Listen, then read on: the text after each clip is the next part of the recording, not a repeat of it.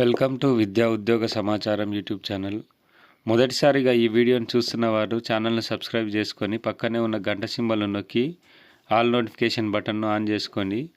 ఈ విధంగా చేయడం ద్వారా నేను చేసే ప్రతి వీడియో మీకు నోటిఫికేషన్ రూపంలో అందడం జరుగుతుంది. ఇక మరొక విషయం ఏంటంటే, చాలామంది వీడియోని చూస్తున్నారు కానీ లైక్ చేయకుండానే వెళ్ళిపోతున్నారు. దయచేసి వీడియోను లైక్ చేయండి. ఈ విధంగా మీరు లైక్ చేయడం ద్వారా ఈ వీడియో అవసరం ఉన్న చాలామందికి చేరుతుంది కనుక ఖచ్చితంగా ఈ వీడియోని లైక్ చేసి వెళ్ళండి.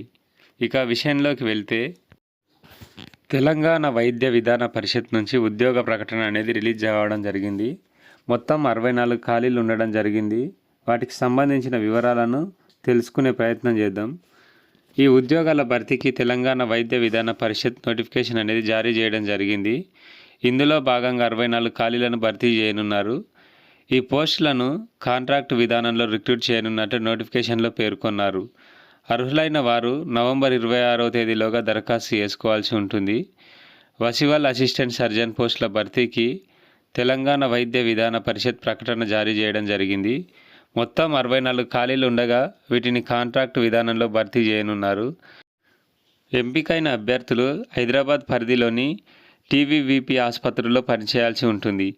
అర్హులైన అభ్యర్థులు నవంబర్ 26వ తేదీలోపు అప్లికేషన్ చేసుకోవాల్సి ఉంటుందని నోటిఫికేషన్లో పేర్కొనడం జరిగింది.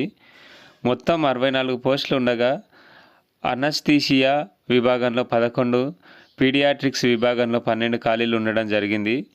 జనరల్ మెడిసిన్ విభాగంలో 10, రేడియాలజీ విభాగంలో 8 పోస్టులు ఉండగా జనరల్ సర్జరీ విభాగంలో మరో 4 ఉన్నాయి. ఈ అప్లికేషన్స్ అనేది ఆన్లైన్ ద్వారా స్వీకరించడం జరగదు.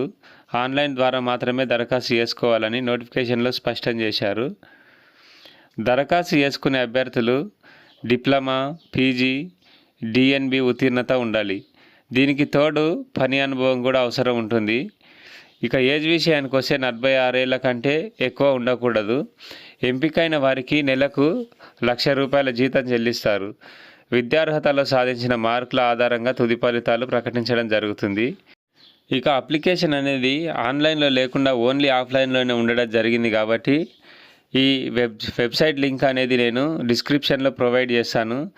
అక్కడ నుంచి ఫామ్ను డౌన్లోడ్ చేసుకొని దాన్ని పూర్తి చేసి నేను డిస్క్రిప్షన్లో మెన్షన్ చేసిన అడ్రస్కి మీరు నవంబర్ 26వ తేదీలోపు పంపాల్సి ఉంటుంది.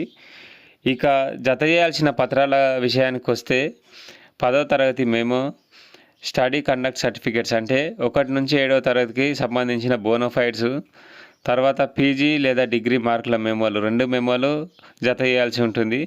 అదేవిధంగా కుల ధృవీకరణ పత్రము అంటే క్యాస్ట్ సర్టిఫికేట్, తర్వాత ఈడబ్ల్యూఎస్ అభ్యర్థులైతే ఈడబ్ల్యూఎస్కు సంబంధించిన ధ్రువపత్రం సమర్పించాల్సి ఉంటుంది.